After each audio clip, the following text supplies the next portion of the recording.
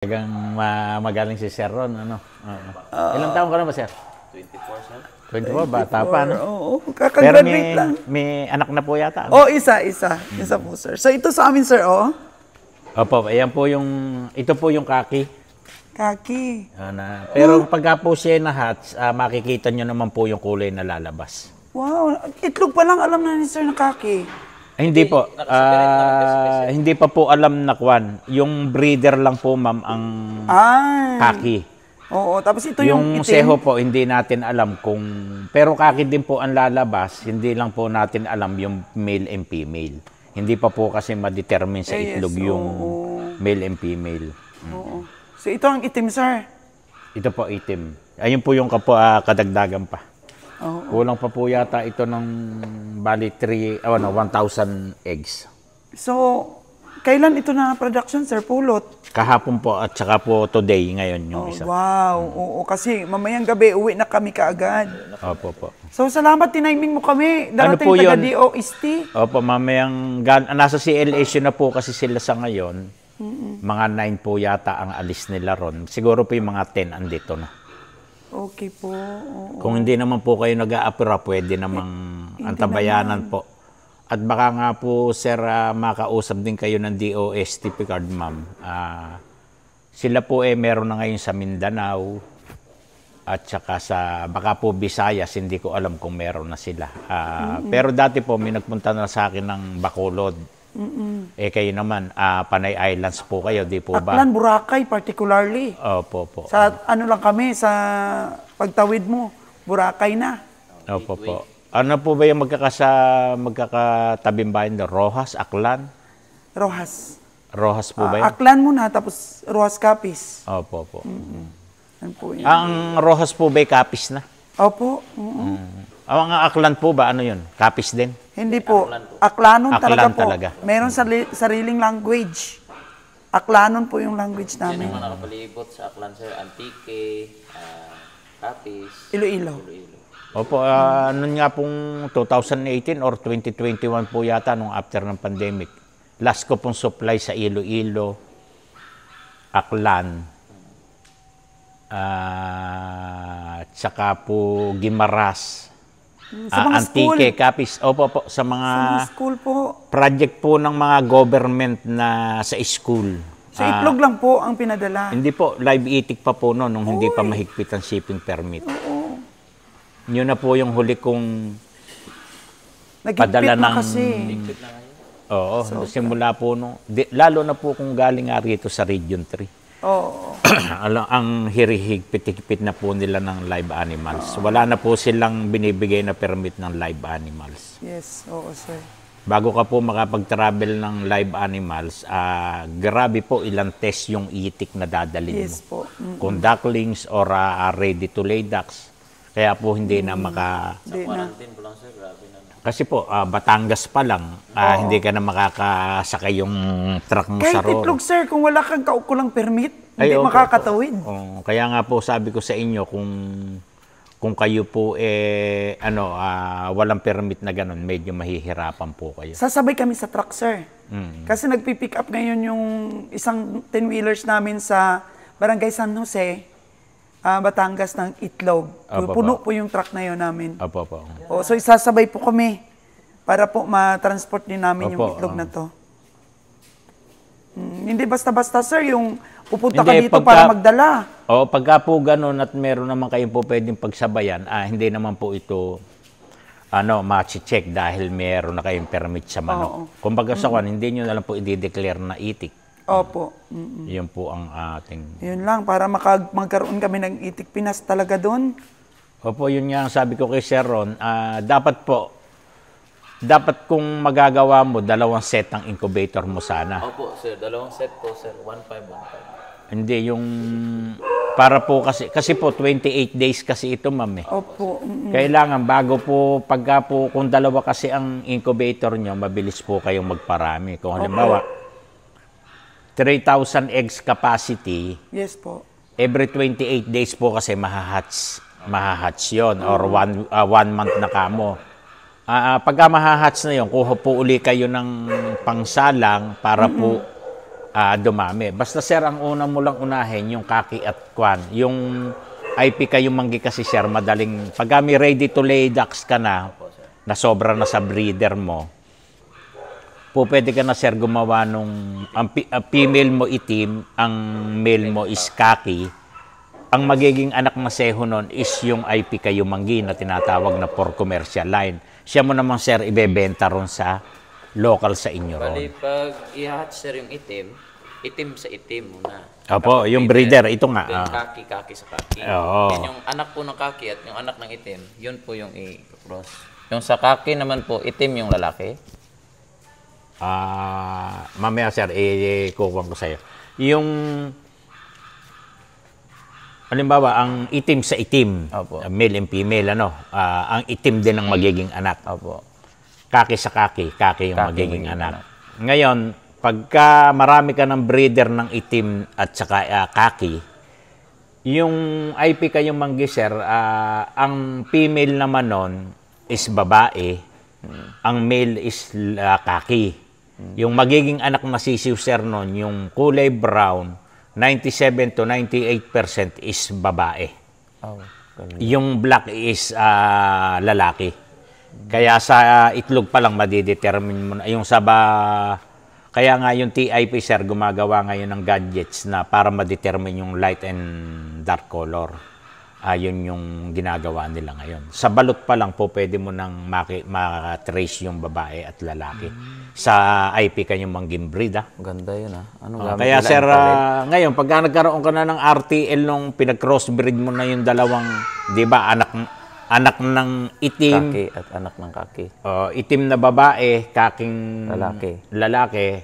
yung magiging anak nila, yun sir, yung magiging Itik IP kayo kayo manggi. Opo, gets ko na po. Na yun yung pwede mong ipambenta. Basta ang i-maintain mo lang sir, yung itim sa itim mo, kaki sa kaki. Sa kaki. Opo. Ang magkakuha ka lang sir ng IP kayo manggi, pagka meron ka na talagang ready to lay. Meron ka na pong breeder. Breeder. Kailangan sir, ang i-maintain mo lang yung breeder mo. Kasi kuha ka lang makapagpapisa ka lang sir ng 1,000 breeder na itim, 1,000 breeder na kaki, malaunan sir, doon ka nakukuha ng itlog mong i-hatch. Doon na sa breeder. Pagka umitlog. Di ba? Kaya yung kailangan sir mo i-maintain, Purity.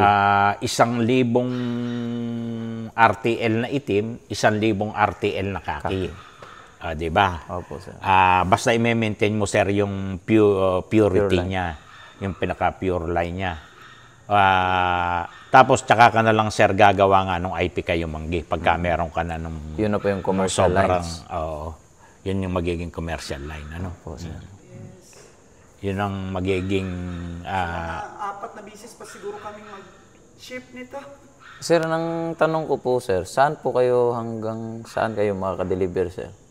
Para doon, Hindi kasi yung truck namin, sir. Cavite truck namin. wala po sir. Kung hindi na po kasi ako nakagde-deliver, pag-aaksayahan nyo na lang po na ipa-pick up nyo. Kung, Pick up talaga, sir. kahit naman hindi yung malaking truck po ang gamitin, kung merong maliit na, halimbawa, yung maliit na sasakyan. Pwede na po yan. Kaya nga sir, sabi ko sa iyo, kung meron kang 6,000 egg capacity, di tigti 3,000 eggs. 3,000 na kasi talaga. O yung, kasi kami sir, ang computation namin is 4:1. 4 eggs is equivalent to 1 female. Kasi yung 1 is a male, yung isa yung non-fertile, yung isa hindi naman po lahat kasi ng balot magiging sisiw. Kasi po ang aking incubator is traditional. Hindi po katulad nung automatic setter and hatcher. Kaya maaari sir, yung mga 3,000 eggs mo siguro, baka hindi naman sir kaya ng, pero sir yung 4,000 itlog, eggs, is baka makakuha ka ng 1,000 or more than na female. Bali dito lang pala, ang makukuha lang dito, kung 3,000, walang 1,000. Wala sir. Mga 400, Maganda na sir yung yung maka 1,000 ka dyan. Pero baka hindi sir kayanin. Opo. Kaya kukuha talaga, sir, ulit. Opo. Kailangan sir Yun na lang po talaga. kailangan sir mga 3 beses dapat 3 times. para mabilis kang magparami. Kasi po, after ng hatch, maging duckling, is 5 months old pa bago maging ready to lay. Ready to lay. Kaya sir, within ngayon, 2025, maaaring mga, ano ba ngayon? January. Mga June, meron na kayong ready to lay nito.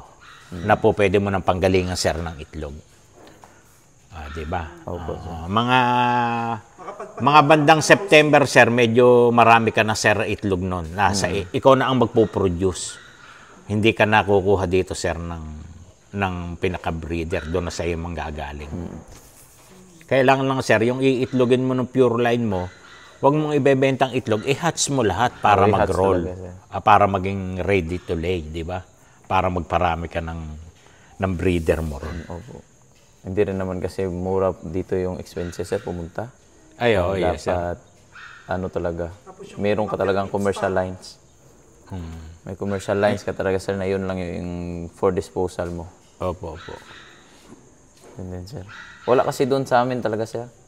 Ang nabigyan ko lang po, sir, doon yung West Visayas State University. Actually, sir, na CLSU po yun eh. Ang lahat ng Itik for Life project no, ng CLSU po yung naghawak. Isa po yung West Visayas nyo sa Iloilo.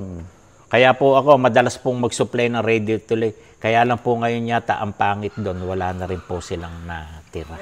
Wala nga, sir. Parang hindi po nila na-maintain yung kanilang yung kanilang mga itik na dinala.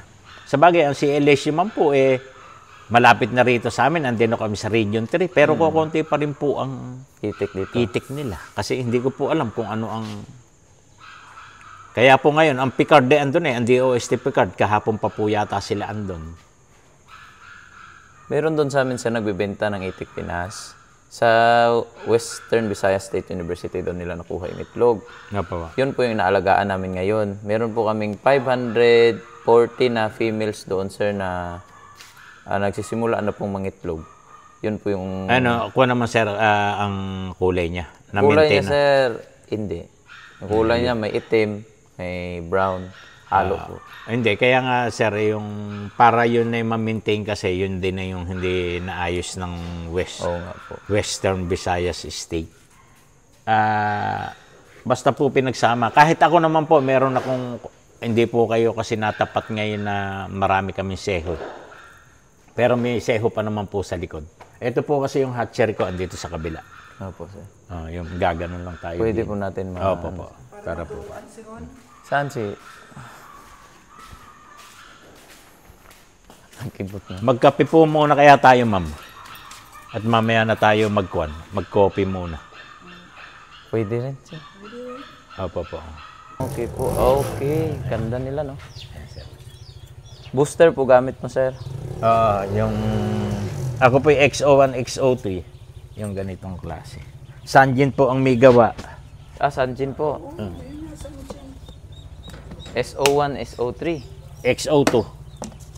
Ito po, XO1 po ito. For how many days or weeks yan, sir?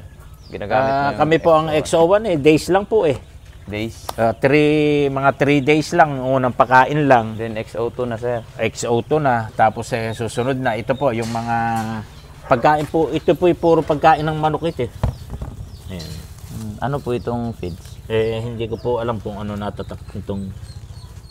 Parang ano rin siya, no? Starter. Opo. Parang starter to. Opo, mga karambol po yan. Oo, starter to. Karambol po, karambol. Yung ano mo po, sir, yung breeder mo po, sir, ano po yung feeding program mo sa kanila, sir?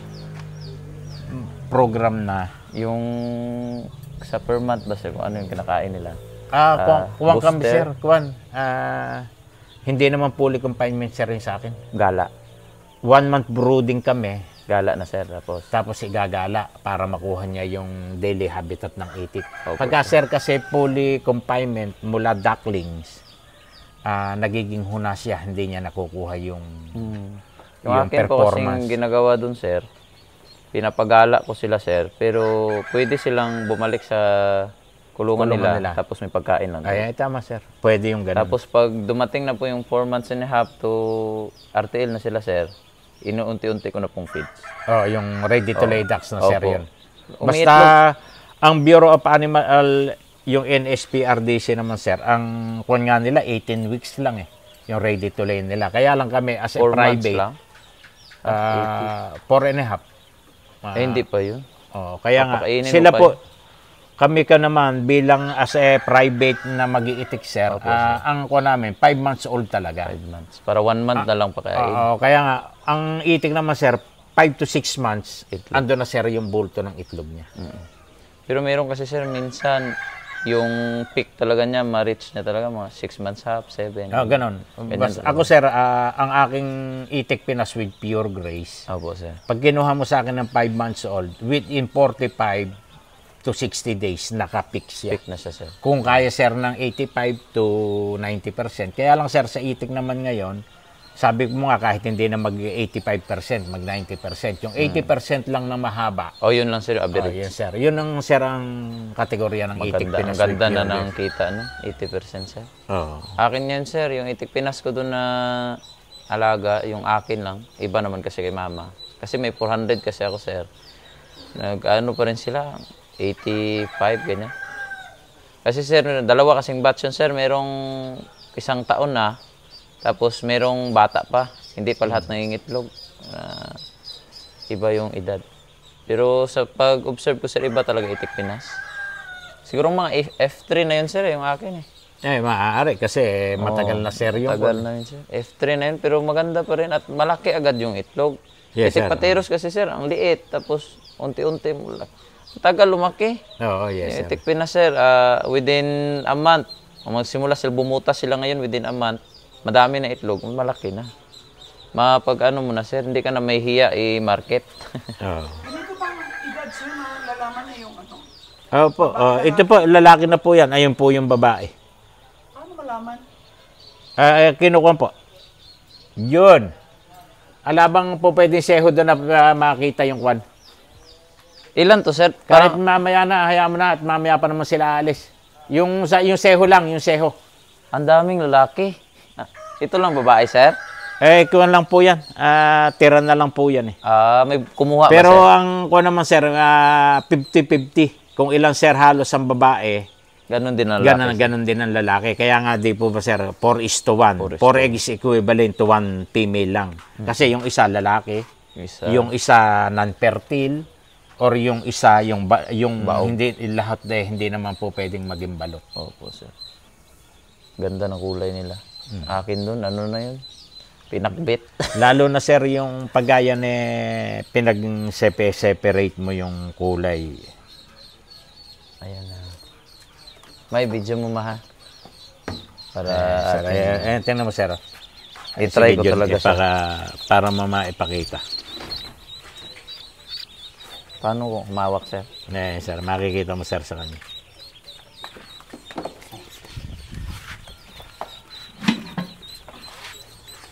Kaya po, may kapatid sa Iloilo. Pamangkin ko po yung Pamangkin ba? sa estansya.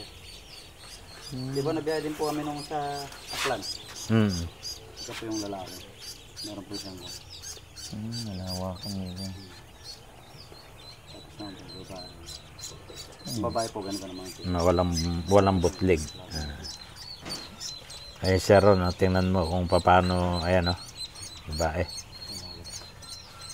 Lalaki.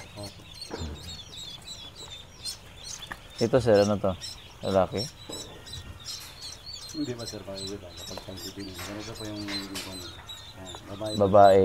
Pero kapag merong parang butlig, lalaki. Lalaki. Yan, lalaki. Okay. Basta yung may puting may butlig.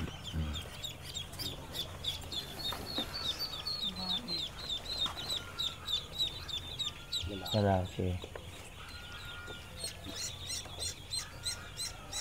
Parang may ano lang talaga siya, no? Meron din po siyang ari. May ari na. Yan ang babae. Wala. Ano lang talaga. Ang itim naman, sir, talagang may puti sa dibdib. Yung itim, sir. Madalang naman yung porong-porong itim. Ang itik Pinas talaga yung may white sa dibdib.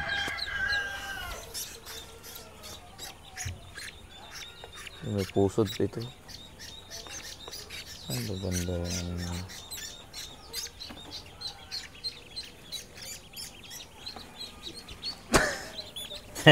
Ang galing. Noon, babae. Ano, sir? Sige, sir. Sanay na ako niyan, sir. Pero doon, nag-hatch ka na rin, sir, ng sayo. Wala pa, sir.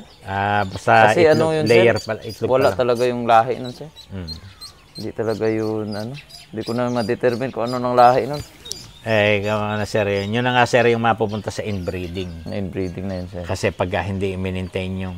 Kailangan, sir, yung lalaki mo kasi iikot mo rin, di ba? Halimbawa, pen 1, pen 2, pen 3, pen 4, pen 5. Iikot mo, sir, na gano'n yung pinaka-male niya. Hindi mo po pwedeng isama, sir, dun sa kapatid niya. Yung lalaki lang naman, sir, ha? Yung lalaki lang, sir. Oo, kailangan yun yung, sir, yung iikot mo sa breeder mo, ha? So, alam mo na, Ron? Alam mo na ito? Try ko ulit, Kahit maanuhan tayo ng iti. Paano ba maghawak? Ayan. Kailangan po kasi nakakontrol sa likod. Yung paa, para hindi gumagalaw. Nakaano, sir? Nakaipit sa likod. Ganyan? Mayroon pong tayo, nakaipit. Tapos po yung likod, dapat may isang kalang ka para maigiin mo siya. Dapat nakalaban yung likod. Nakalaban po yung likod. Ibig po Ito babae, sir. Hindi pa, sir, malalaman. Hindi pa po siya may bubuk ng may iba.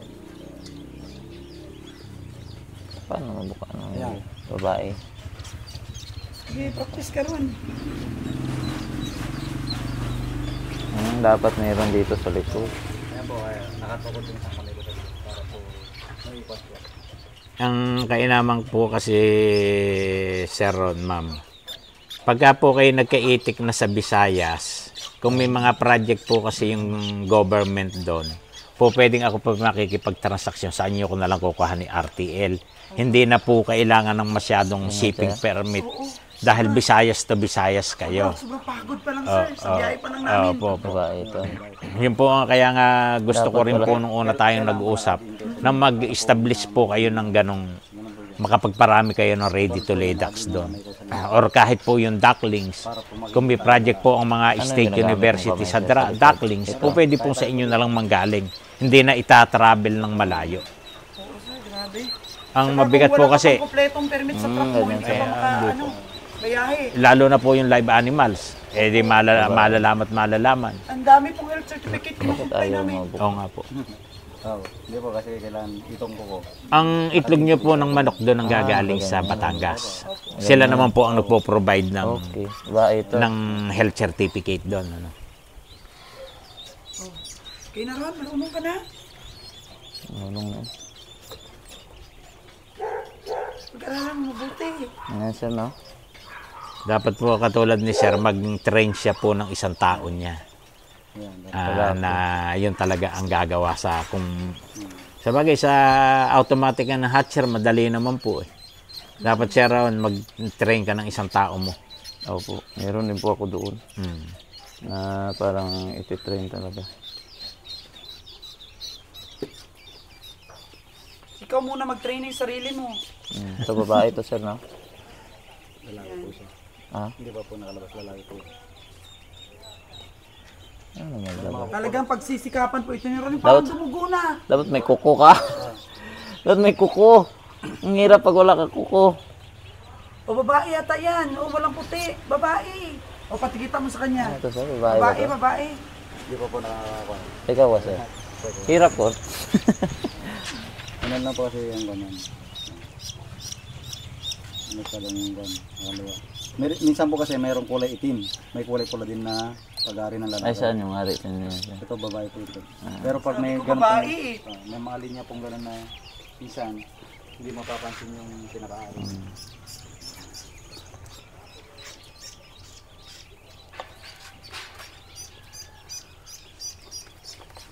Dapat talaga may kuko ka nito. Saka po yung paghahandling ng sayo, kailangan kontrol. Ito, sir, babae ito, no? Ganito. Okay. Marunong na siya. Dali lang yan. Wow, marunong na si Ron. Exciting, no? Kapag po talaga tinutuwa, saglit lang naman po. Lalaki ito. Hirap daw may kuko ka talaga. Okay. Hirap. Okay na, sir. Yeah, po. Pero mahirap pag walang kuko. Tara po din eh. Mag-coffee muna. Love po ito ng mga teacher niya eh. Si Ron. Favorite utusan. Ayan po yung truck ko, sir. Ilang beses pong nakakarating sa inyo yan. Yung bang kargahan ng ready to lay. Mahilo, ano yun? Mahilo Aklan? Ano po ba yung delivery? Ano? Aklan po. Aklan. Mahilo. Ayan po. Mabilo?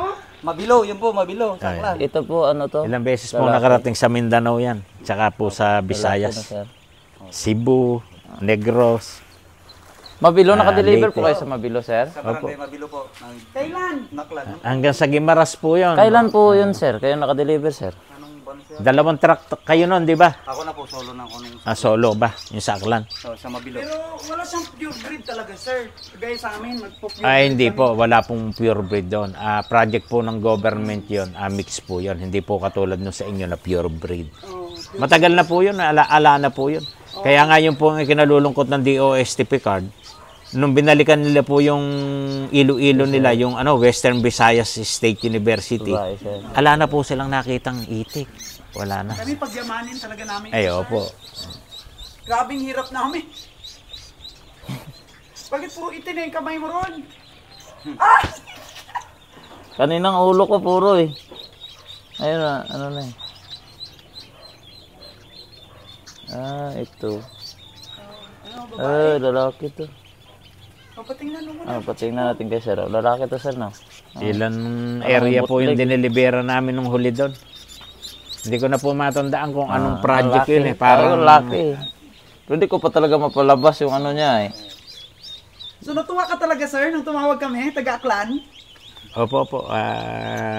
At kami naman po nakapag madalas po kaming mag-supply po talaga ron nung yung ATI po ba, di po ba, Agricultural Training Institute. Per region Babae po kasi meron.